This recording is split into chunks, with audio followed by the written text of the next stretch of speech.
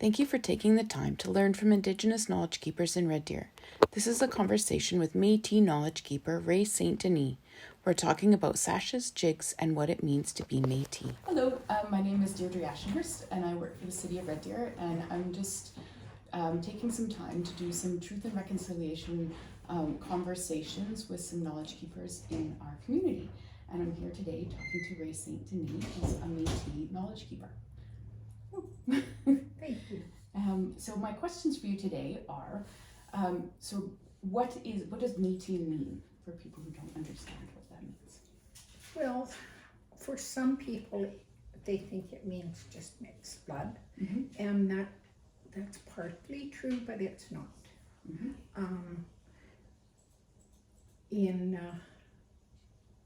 Way back when, people on the west, out here in Alberta, Saskatchewan, we were called half-breeds. Yeah.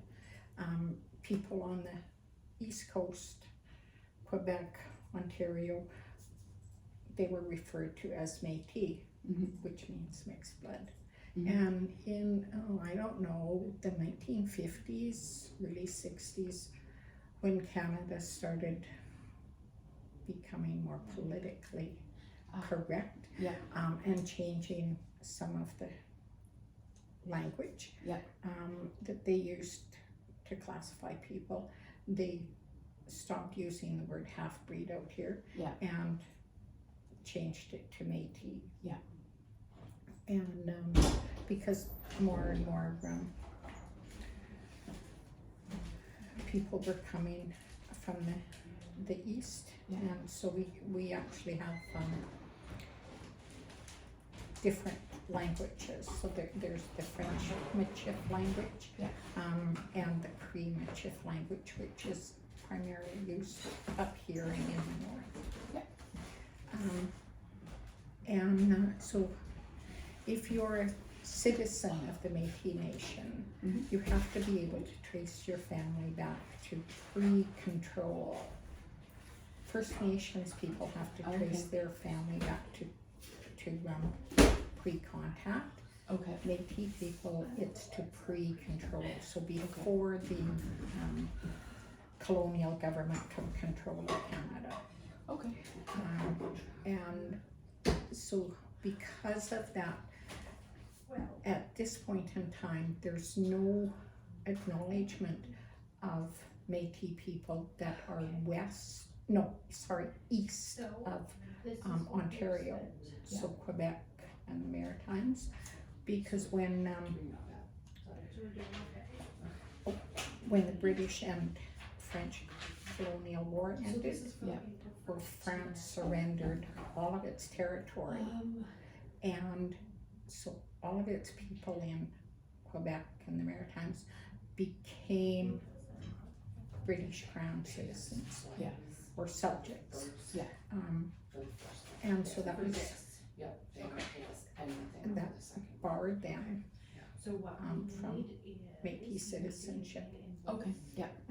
And personally, I think that in due course, Métis Nation of Canada will have to deal with that, because there are still lots of people who followed Métis ways that live in Quebec. So Métis people from Ontario West, what they call Red River and West, they created their own culture. So that depended heavily on buffalo hunting and having their land in narrow strips. And so that it along the river, so that everyone could share the river and access to it. And depending on where you lived and that sort of thing, it sort of impacted whether you were French speaking or English speaking, and the more French originally were tended to be more Catholic, and then of course, because the priests were most prolific. Mm-hmm. Or prolific isn't the right word, is it? But there were more of them. Yeah. And when the residential schools started taking children, Mm-hmm. Children that went into a Catholic residential school, Yeah. were forced to become Catholic. Yeah. And children who were in English or Protestant school, of course, became Protestants. Yeah. And that's led to controversy and confusion, right, in some families. Yeah. So, Métis people have a unique language. It's called Michif, Mm-hmm. and as I said, it's either French Michif or Cree Michif. Like many other Indigenous language, it's in danger. Yeah. And our lifestyle was so. We used to be known as the invisible people or the road allowance people, Yeah. because we weren't allowed to live on reserve, we weren't weren't welcome living in towns, Yeah. and so lots of people lived in the road allowance, Yeah. what we think of as ditches and that sort of piece now. Yeah. And so our history has some really black pieces to it. Yeah. And they formed part of us, right? And so Métis people were always entrepreneurs and they were hard workers. Yeah.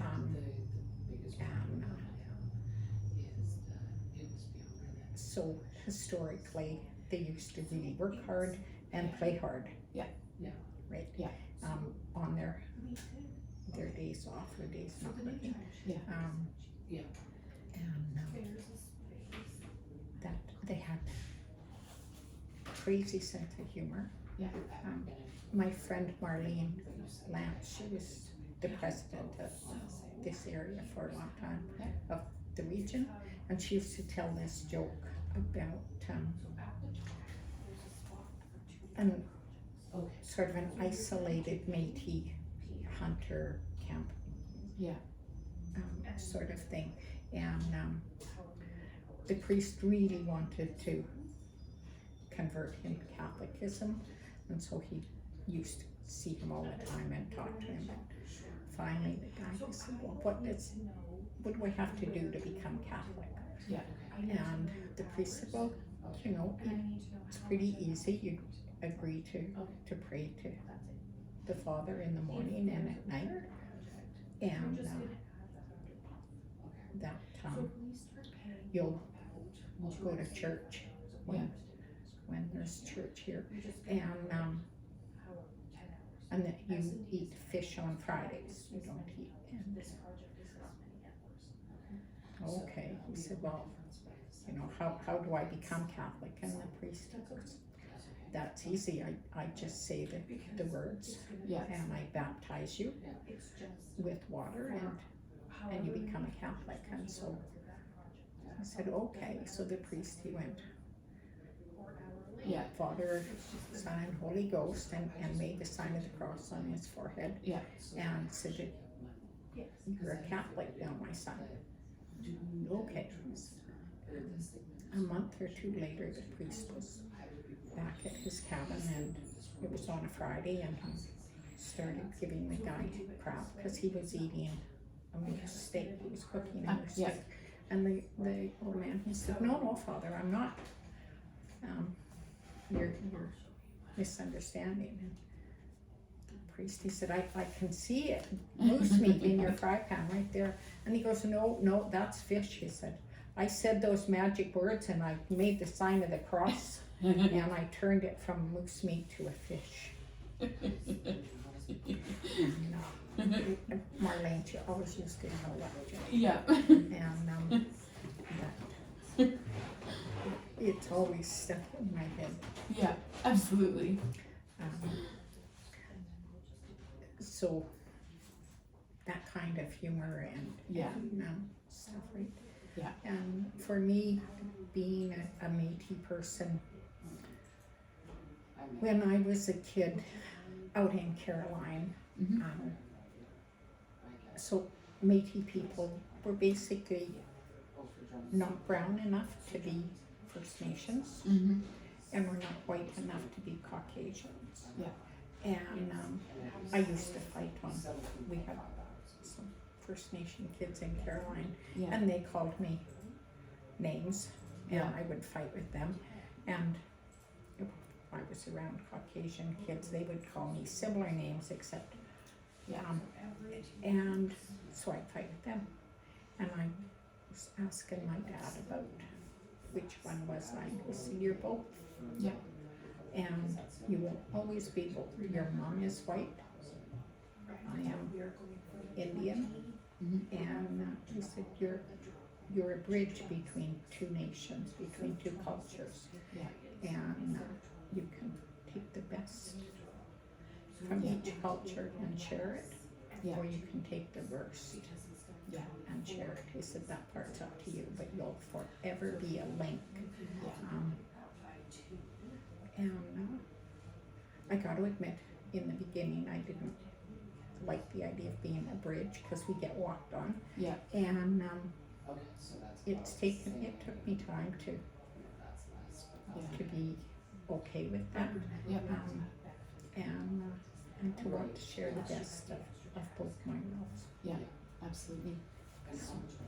And what do you see as the best of it?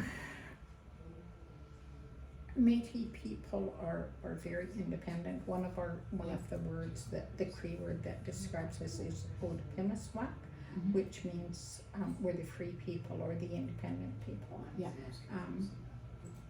And I like that term, and I relate to it better than either Métis or half-breed. Yeah.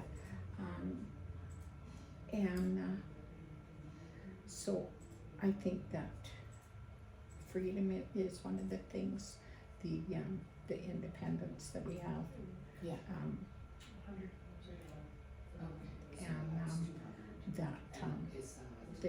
Our love of nature, Yeah. balanced with a need to, we see a need for an economy and for hard work.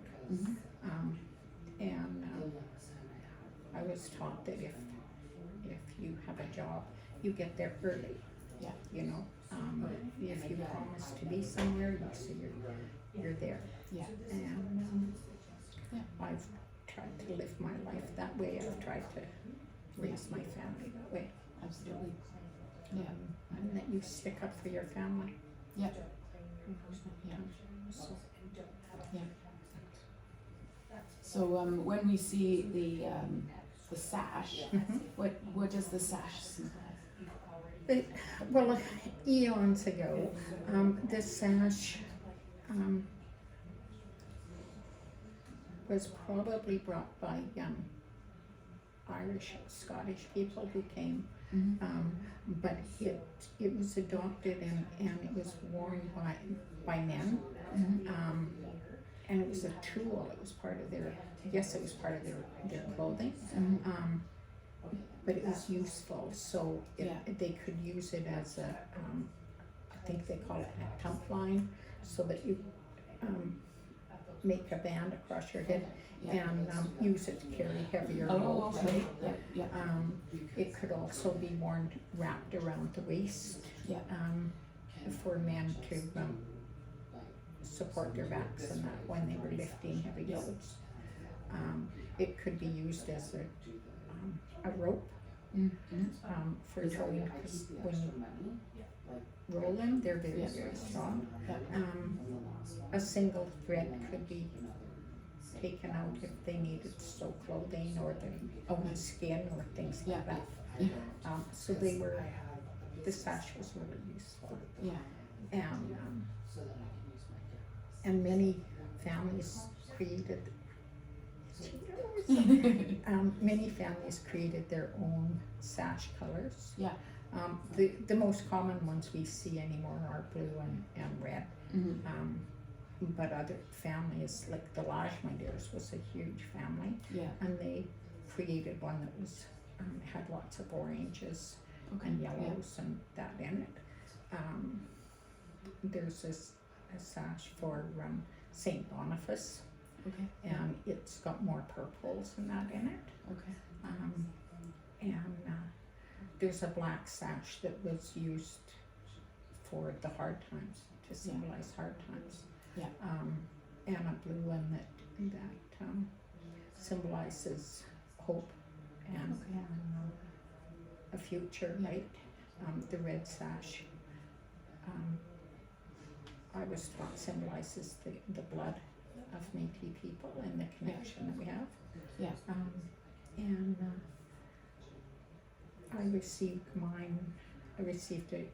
It's a new sash that is called the Knowledge Keepers, or grandmother's sash. And I was given that by the president of our Métis Women of Canada in the beginning of May, June, this summer. Nice. All right. So then I have one more question for you. The jig. Yes. So whenever there's been an opportunity to sort of partake in the jig, I never know if, as a non-Métis person, am I allowed to just jump in and try? Yes, absolutely. Everybody's encouraged if they can jig. And because there's lots of different dances. So, and I was listening to a gentleman talk about the broom dance the other night. Well, again, there's different stories that go with it. I was taught that that dance was part of a ceremony. Back in the day, there weren't priests and churches and all of that. So if you were going to get married, and there was no one around to officiate, you had what's called a country wedding. And your groom would make a broom. For the home you're going to share. And he would present it to his wife. Or wife to be, and if she accepted it, she'd sweep the floor to see if it was a good broom. And they developed this broom dance. And it sort of signified the wedding. Wow, that's beautiful. And everybody would be around and witness the wedding, right? And when a priest would come by, then he often had multiple weddings to join. And just do a community wedding. Nice. Nice. And so that was what I was taught from it. The gentleman that I was listening to the other night, he was talking that the story he had been told was that there'd been these two old fellows, and they lived in different cabins, right, different homes, and they got together one night and they were taking a bit of whiskey and whatever, right, and telling stories and stuff, and they cooked a meal together, and the next morning when the one guy that had come visiting had got up, he made a broom and started sweeping the floor. And they were doing patterns with it to and to clean up the floor and stuff. And that's how the broom dance got started. Because it can be very intricate, and whoever is doing it is very limber. Strong calves. And then there's the Red River Jig, which is a really long-standing Métis, and it's almost always played. And there's the drops of brandy and other Some other ones. And they're all set to different jigging steps. Absolutely. Yeah. Nice. But yeah, anybody, if you, and I've never been to a gathering or dance where they didn't try and get everybody up dancing. Get in, and you just get in and learn. Yep. Absolutely. Perfect. Right. Well, thank you very much, and I hope that we have some more conversations. It seems like Definitely. a great plan. Yeah, for sure. Thank you very much. Thank you. Thank you to Knowledge Keeper Ray St. Denis for taking the time to share your insight and perspectives. You are truly appreciated.